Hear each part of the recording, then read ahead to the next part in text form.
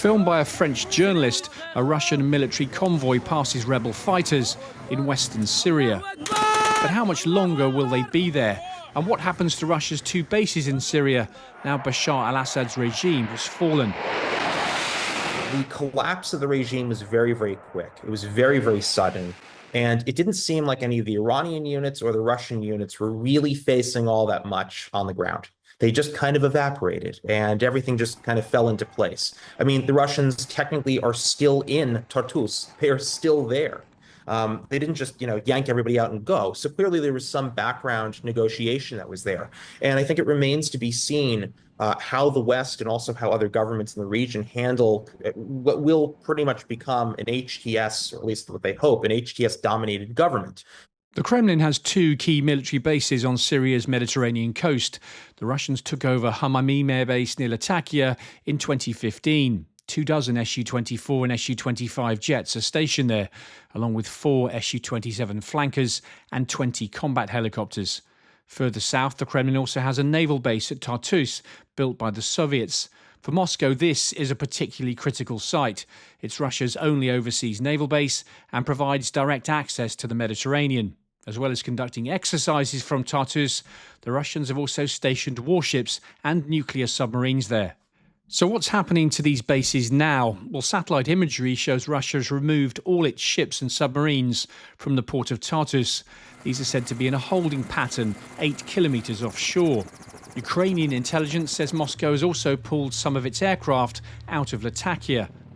As well as damaging what's left of Russia's international prestige, losing these bases will also make it far more difficult for Russia to continue its operations in Africa. It's an absolutely massive blow. For the Russians in particular, this really was, you think of it kind of like what's the crown jewel for let's say Iran, or let's say for Russia, when it comes to the projection of their ideologies, of their presence. For the Russians, it was having those bases. It was having the presence to maintain a relationship with Bashar al-Assad. No matter how bad it was, it still helped retain this notion that they were more than just kind of a half-baked, not even major power. And I think for the Russians, again, I said a slap in the face before. Not only do I think they know that it's a slap in the face, I think that they're so incredibly bothered by it because, again, it's this compendium of issues. They are not faring all that well with Ukraine. It's become an attrition-based kind of slog. You're taking 1 meter one day and losing another 2 meters the next day. And now just throw this on top of it. The Kremlin says its bases in Syria are operating normally as it waits to see who takes control in Damascus. Moscow's tone towards HTS, the main rebel group, has become softer in recent days, and some believe they will try and cut a deal. Russia is also Syria's main trading partner.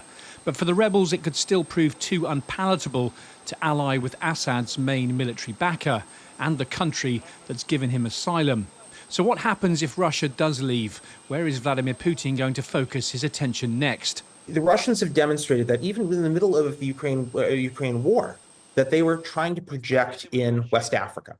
They were trying to launch a number of coups to throw out French influence there. They kind of had this back and forth with the French.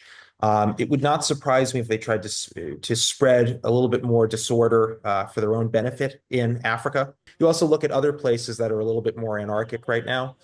Libya is a classic example. Russians have tried to kind of get themselves into that one a number of times.